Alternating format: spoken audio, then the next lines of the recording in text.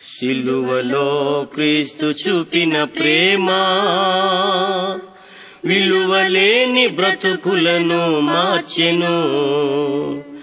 మన కోసమే రక్తమంత కార్చెను. మనకు బదులు తానే మరణముందెను. పరమపురికి ఏకైక మార్గమాయెను.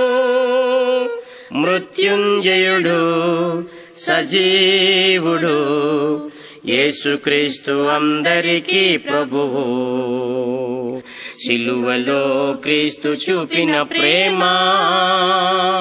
విలువలేని బ్రతుకులను మార్చెను. మన కోసమే రక్తమంత కార్చెను. సమాధిలో నుండి తిరిగి లేచెను. పరమపురికి ఏకైక మార్గమాయెను.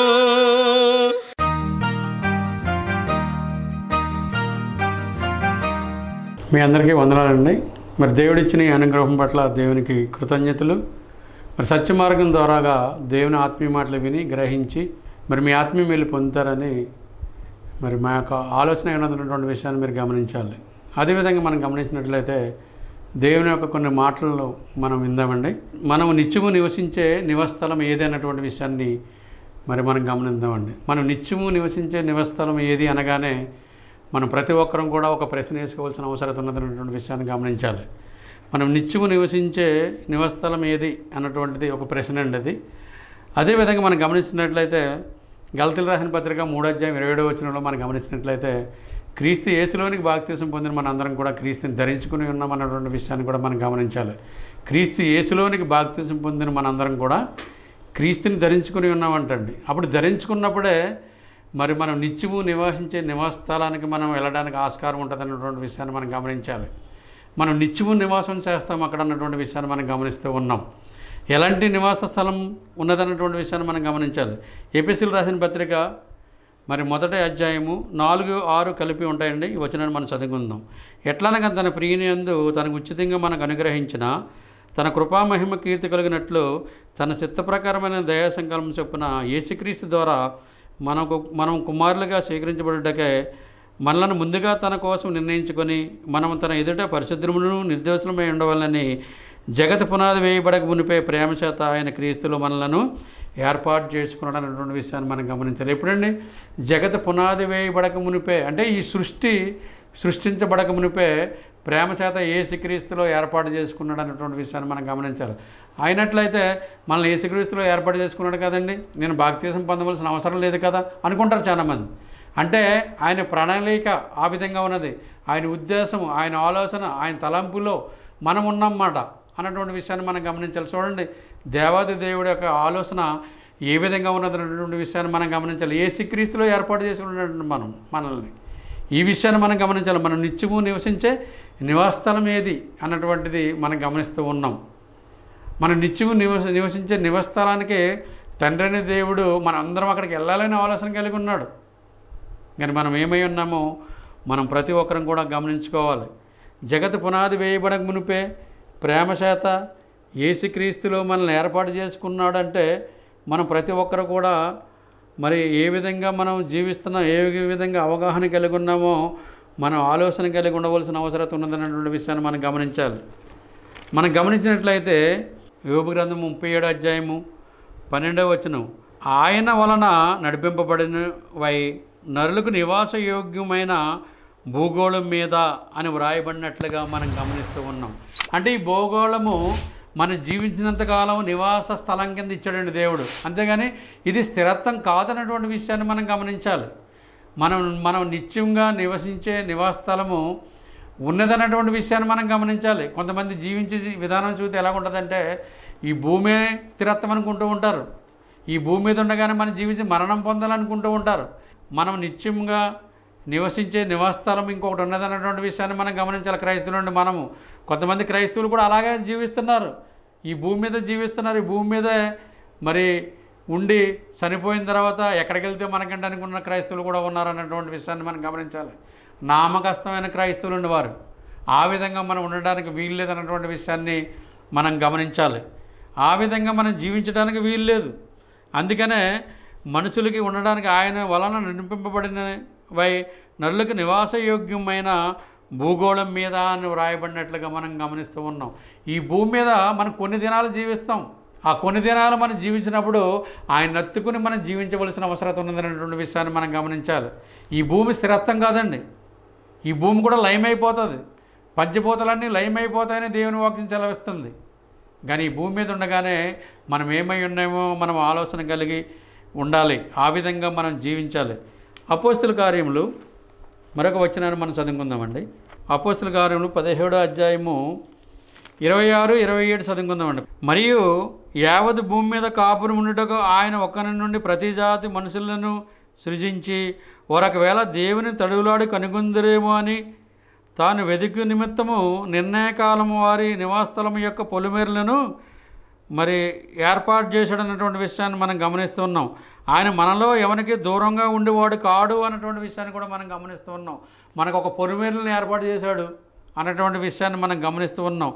ఒకరి నుండి అనగానే ఎవరి నుంచి తీసాడండి ఆయన అన్నటువంటి విషయాన్ని మనం గమనించాలి. ఆదాము మొట్టమొదట వ్యక్తి అన్నటువంటి విషయాన్ని మనం గమనిస్తూ ఉన్నాం.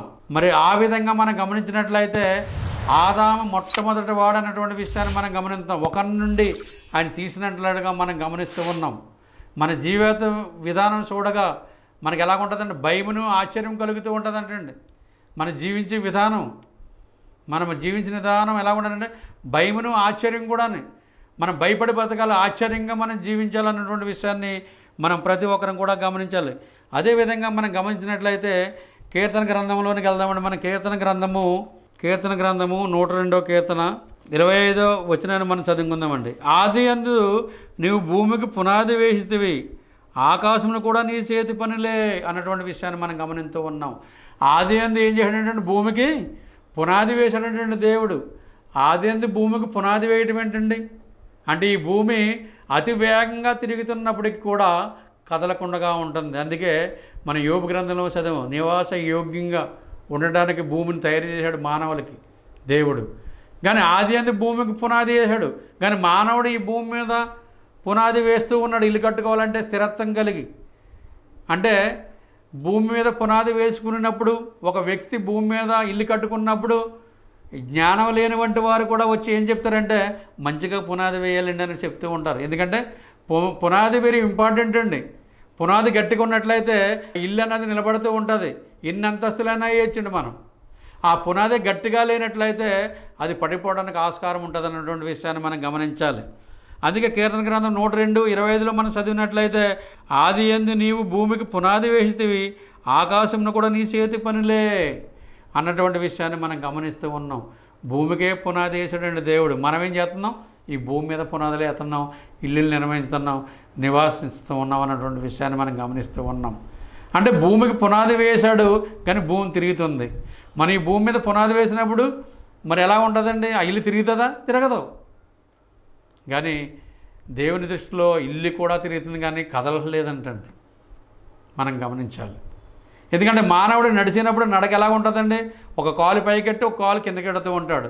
ఆ నడిచి విధానం చూడటంగానే ఎలా ఉంటుంది? ఆశ్చర్యంగా ఉందండి. ఆ నడక ఏ విధంగా ఉన్నదంటే ఆశ్చర్యం. అంటే భూమికి ఆకర్షణ శక్తి ఉంది. మానవుడు కాలు తీసి కాలు ఎత్తడాడంటే మళ్ళీ ఆకర్షించుకుంటుంది భూమి. ఈ విషయాన్ని మనం గమనించాలి. దేవాది దేవుడు ఏ విధంగా మనల్ని నిర్మాణం చేశాడు అన్నటువంటి విషయాన్ని మనం గమనించాలండి. అందుకే మనం నిత్యము నివసించే నివాసస్థలం ఏది అన్నటువంటి విషయాన్ని మనం గమనించాలి. మనం నిత్యము నివసించే నివాసస్థలం విషయంలో మన ఆలోచన కలిగి ఉండవలసిన అవసరం ఉంది. మనం నిత్యము నివసిస్తూ ఉంటాం. ఆ నివాసస్థలం ఏ విధంగా ఉన్నదో మనం గమనించాలండి. అదేవిధంగా మనం గమనించినట్లయితే ఆదికాండము 1వ అధ్యాయము 1వ వచనాన్ని మనం చదువుకుందామండి. ఆది యందు దేవుడు భూమి ఆకాశంలోనే సృజించాడు. ఆయన ఎప్పుడండి? ఆది యందు అన్నటువంటి విషయాన్ని మనం గమనిస్తూ ఉన్నాం. మనం నిత్యము నివసించే నివాసస్థలం ఏది అన్నటువంటి విషయాన్ని మనం ప్రతి ఒక్కరం కూడా గమనించాలి. కీర్తన గ్రంథంలోనికి వెళ్దామండి. మనం కీర్తన గ్రంథము 33వ అధ్యాయము 13-14 వచనాలు మనం చదువుకుందాం.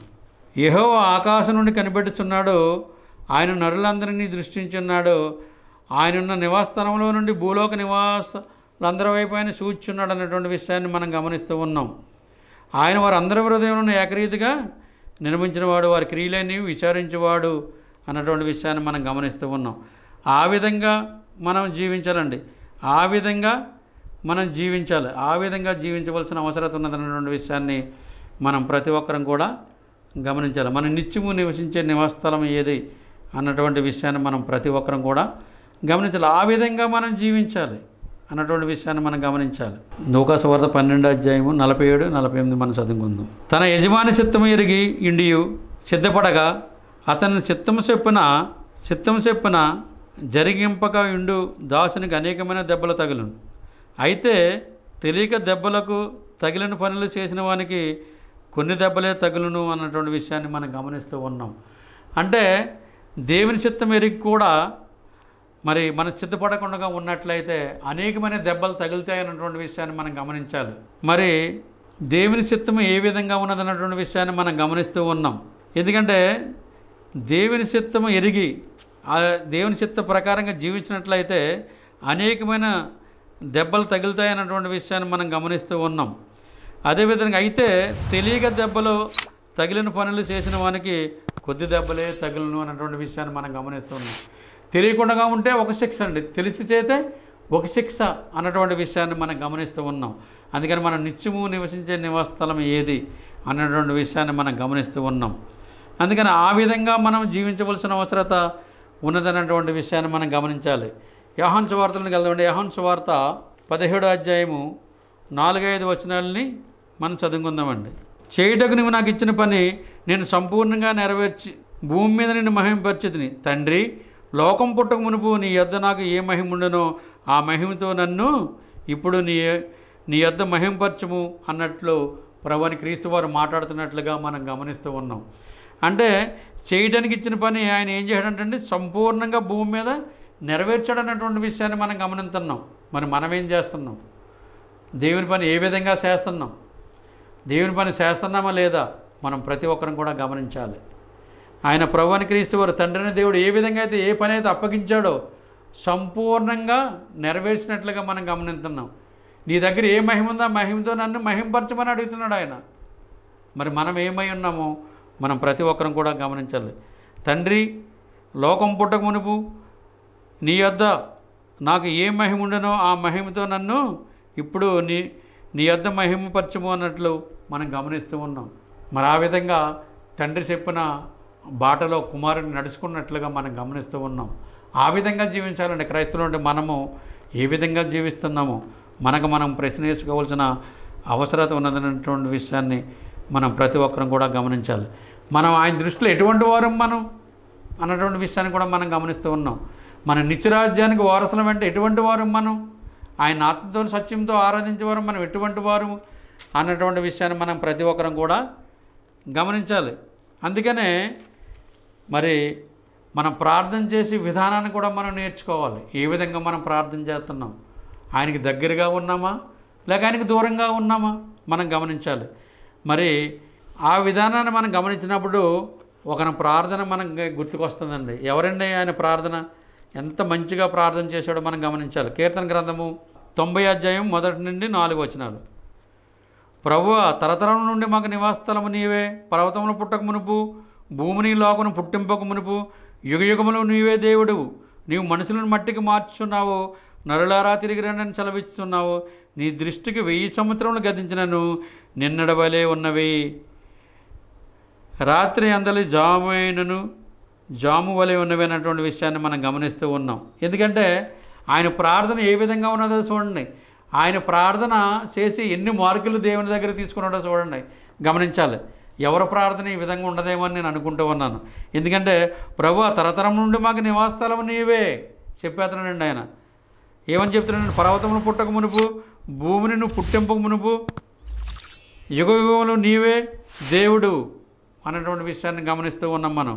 నీవు మనుషులను మట్టికి మార్చుతున్నావు, నరులారా తిరిగి రండి అని సెలవిస్తున్నావు అన్నటువంటి విషయాన్ని మనం గమనిస్తున్నాం. మన నివాసస్థలం ఎవరండి? ఆయనే. ఆయనలో నుంచి వచ్చాం, ఆయన ఆలోచనలో నుంచి వచ్చాం. మనకి నిత్య జీవం అన్నది ఒకటి ఉన్నది.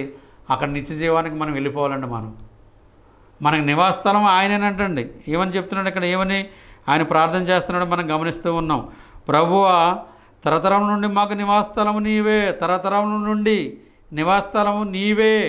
ఆయన మాట్లాడుతున్నాడు. పర్వతమును పుట్టక మునుపు, భూమిని లోకం నువ్వు పుట్టింపక మునుపు, యుగయుగములు నీవే దేవుడు. నువ్వు మనుషులను మట్టికి మార్చున్నావు, నరులారా తిరిగి రండి అని నువ్వు సెలవిస్తున్నావు. చూడండి మరి మోషే యొక్క ప్రార్థన ఏ విధంగా ఉన్నదో. ఏ మాటలో కూడా తొట్టలేదండి ఆయన చేసిన ప్రార్థన ఏ విధంగా ఉన్నదో చూడండి. మనమేం ప్రార్థన చేస్తామండి? మనం అటు ఇటు వెళ్ళిపోతుంటాం, లోక సంబంధంగా మాట్లాడుతూ ఉంటాం. ఆ విధంగా ఉండడానికి వీలు లేదు. ఆయన నత్తుకుని మనం ప్రార్థన చేయవలసిన అవసరం ఉన్నదన్నటువంటి విషయాన్ని మనం గమనించాలి. ఆ విధంగా మనం ప్రార్థన చేయాలండి. అంతేగాని ఏదో మనం ఇష్టానుసారంగా ప్రార్థన చేయడానికి వీలు లేదు. దేవుడు వినడన్నటువంటి విషయాన్ని మనం గమనించాలి. మన ప్రార్థన ఆ విధంగా ఉండాలండి. నీతివంతుని ప్రార్థన అయినా చెవియొగ్గుతాడు అనేటువంటి విషయాన్ని మనం గమనిస్తున్నాం. పేతురు రాసిన పత్రిక, మొదటి పత్రిక, మరి మనం గమనించినట్లయితే పేతురు రాసిన మొదటి పత్రికలోకి వెళ్దామండి. మనం 3వ అధ్యాయం 12వ వచనంలో మనం గమనించినట్లయితే ఆయన ఏ విధంగా ప్రార్థన చేస్తున్నాడు?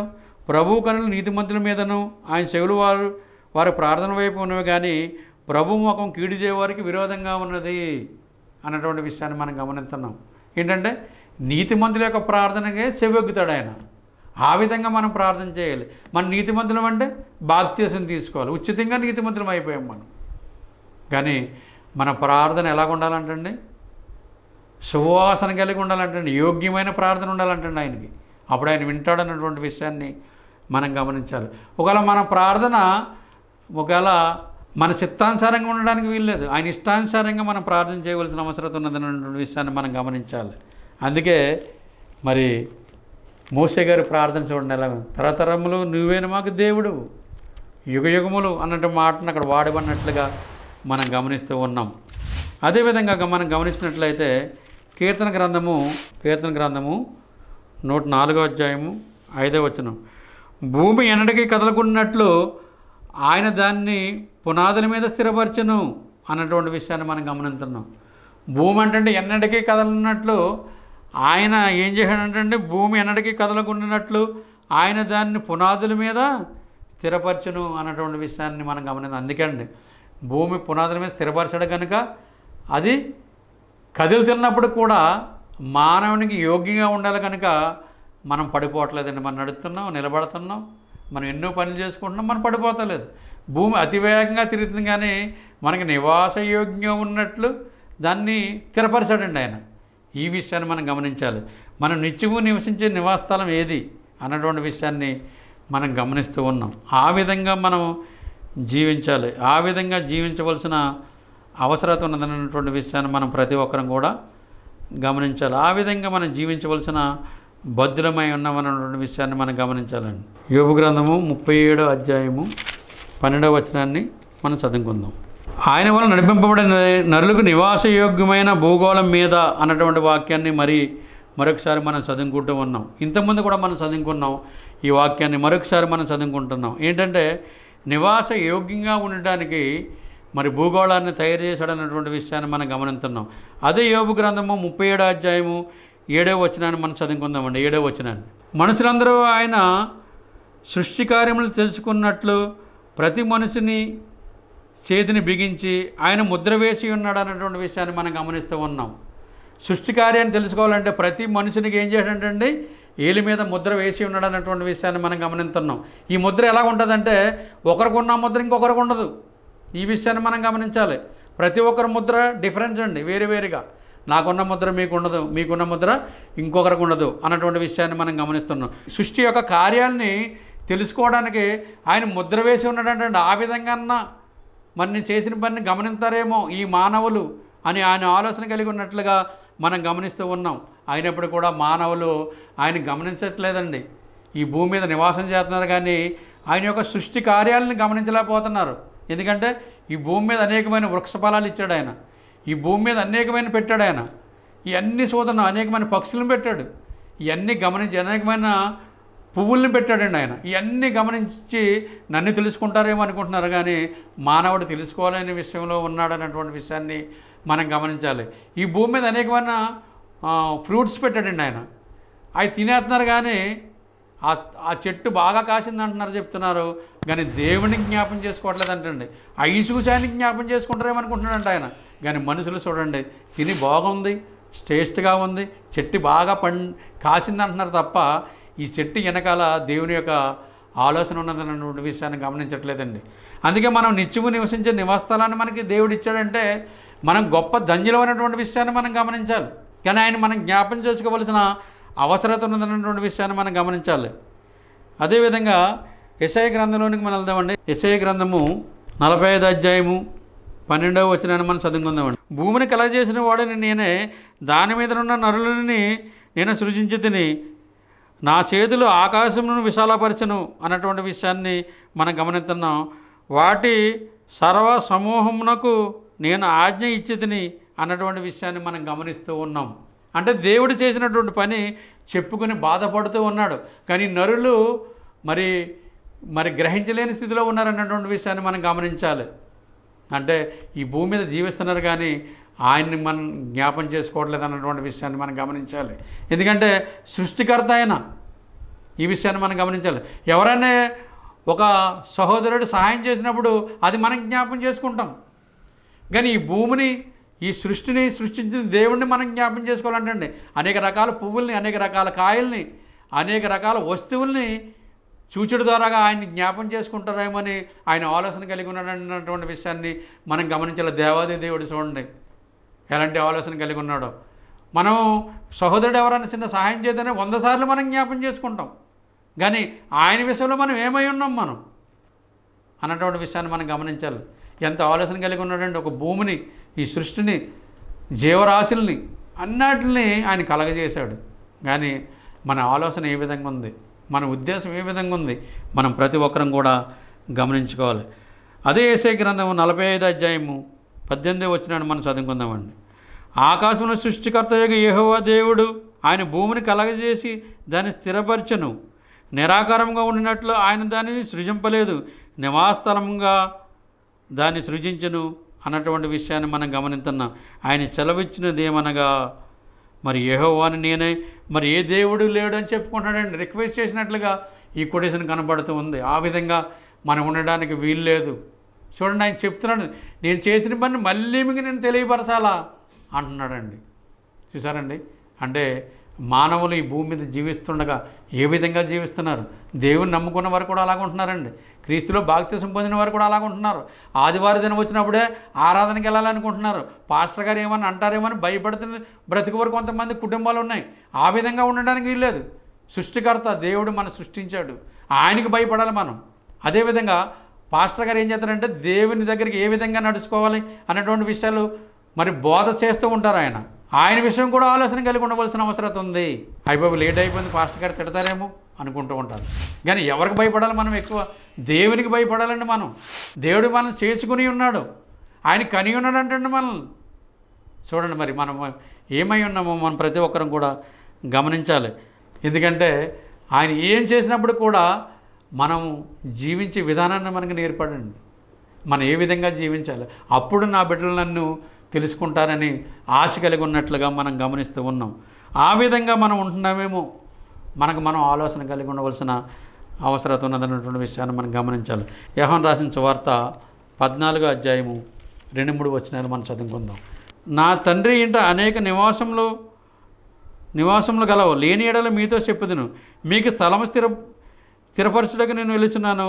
నేను వెళ్ళి మీకు స్థలము స్థిరపరిచిన ఎడల నేనుండి స్థలంలో మీరును ఉండిలాగన మరలా వచ్చి నా యొద్ద నుండిటకు మిమ్మల్ని తీసుకొని పోవదునని ప్రభుని క్రీస్తు వారు మాట్లాడుతున్నట్లుగా మనం గమనిస్తూ ఉన్నాం. మనకు స్థలం ఎక్కడ స్థిరపడుతున్నట్టండి? మనమేమనుకుంటున్నాం, మనకే ఇక్కడ నివాస స్థలం ఉందనుకుంటున్నాం. భౌతికమైన ఆలోచిస్తూ ఉన్నాం. ఆ విధంగా ఆలోచించడానికి వీలు లేదండి. ఇది స్థిరత్వమైనది కాదు. ఈ భూమి లయమైపోతుంది, పంచభూతాలు లయమైపోతాయి. ఈ విషయాన్ని మనం గమనించాలి. ఆ విధంగా ఉండడానికి వీలు లేదు.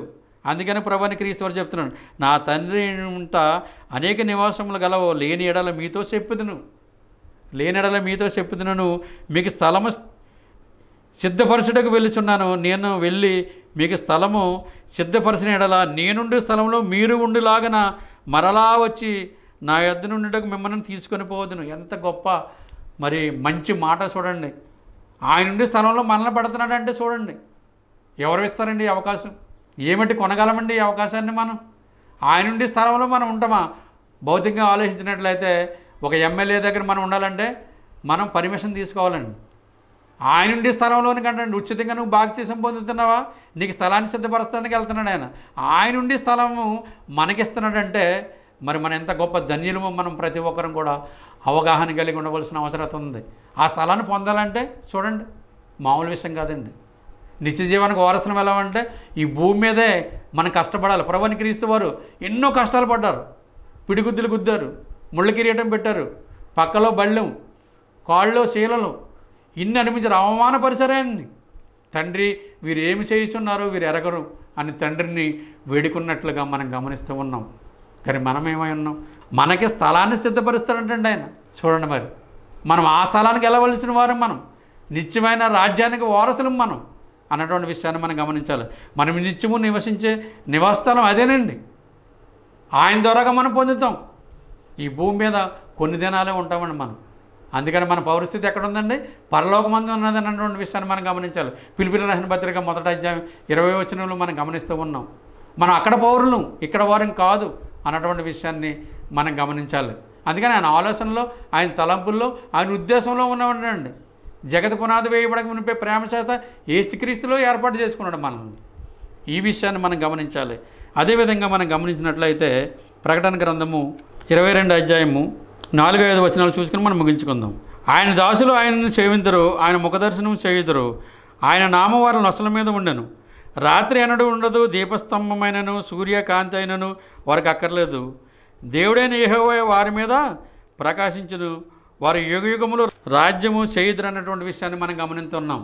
మన నిత్యరాజ్యానికి వెళ్ళినట్లయితే సూర్యకాంతి అవసరం లేదంటండి, చంద్రుడి కాంతి అవసరం లేదు, ఆయనే ప్రకాశిస్తాడంటండి. ఎంత గొప్ప ధన్యత అండి అది. మన ముఖం మీద పడినప్పుడు మనకి అది వెలుగులా కనపడుతుందండి. ఇంక లైటింగ్ అన్నది అవసరం లేదు, ఈ సూర్యుడు అవసరం లేదు, చంద్రుడు అవసరం లేదు. ఈ సూర్యుడిని చంద్రుడిని ఎందుకు నిర్మించాడంటే ఈ భూమి మీద మనుషులకి నివాసయోగ్యం ఉన్నది కనుక వాళ్ళకి ఒక లైట్ అన్నది అవసరమని ఆయన ఆలోచన కలిగి ఉన్నాడు. అప్పుడు మన నిత్య జీవానికి వెళ్ళినప్పుడు సూర్యకాంతి అవసరం లేదు. ఆయన దాసులు ఆయన సేవింతురు, ఆయన ముఖదర్శనం చేయుదురు, ఆయన నామం వాళ్ళ నొసల మీద ఉండెను. రాత్రి అనడు ఉండదు, దీపస్తంభమైనను సూర్యకాంతి అయినను వారికి అక్కర్లేదు. దేవుడైన ప్రభువే వారి మీద ప్రకాశించను, వారి యుగయుగములు రాజ్యము చేయుదురు అన్నటువంటి విషయాన్ని మనం గమనించాలి. గొప్ప ధన్యత అండి. ఆ విధంగా మనం జీవించాలి. ఆ విధంగా మనం జీవించినట్లయితేనే దేవుడు మరి మన పట్ల ఏమై ఉన్నాడు అన్నటువంటి విషయాన్ని మనం గమనిస్తున్నాం. మన స్థలం సిద్ధపరచడానికి వెళ్తున్నాడు అంటండి ఆయన. ఆయన ఉండే స్థలంలో మనల్ని ఉండేలాగన ఎవరెత్తారండి ధన్యత అన్నటువంటి విషయాన్ని మనం గమనించాలి. మనం బ్రతికినంతకాలం ఆయన వాక్యానుసారంగా చిత్తానుసారంగా మనం బ్రతికి మనం మరణం పొందినట్లయితే నెమ్మది స్థలానికి వెళ్తామన్నటువంటి విషయాన్ని మనం గమనించాలి. ఆ నెమ్మది స్థలంలో మనం ఉంటామన్నటువంటి విషయాన్ని మనం గమనించాలి. ఉన్నప్పుడు దేవుడిచ్చే తీర్పుని బట్టి మనం ఈ పరలోకానికి వెళ్ళడానికి ఆస్కారం ఉంటుంది అన్నటువంటి విషయాన్ని మనం గమనించాలి.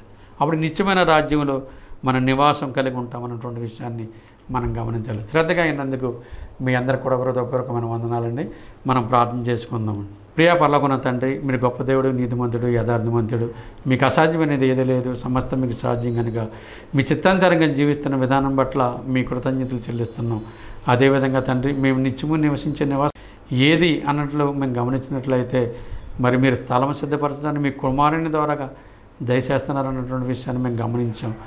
మరి ఆయన కుమారుడు ఉన్న స్థలంలో మేముండిలాగిన ఇలాంటి గొప్ప యోగ్యత అండి, ఎంత గొప్ప ధన్యత మీరు ఇచ్చిన ఈ వాక్యం పట్ల మీ కృతజ్ఞతలు చెల్లిస్తున్నాం. మరి ఈ వాక్యం విని గ్రహించి మనం నిత్యం నివసించే నివాసస్థలం ఏదంటే మరి క్రీస్తులోనికి బాప్తిసం పొందినట్లయితే ఆ నివాసస్థలంలో మనం జీవించడానికి ఆస్కారం ఉంటుంది అన్నటువంటి విషయాన్ని మనం గమనించాలి.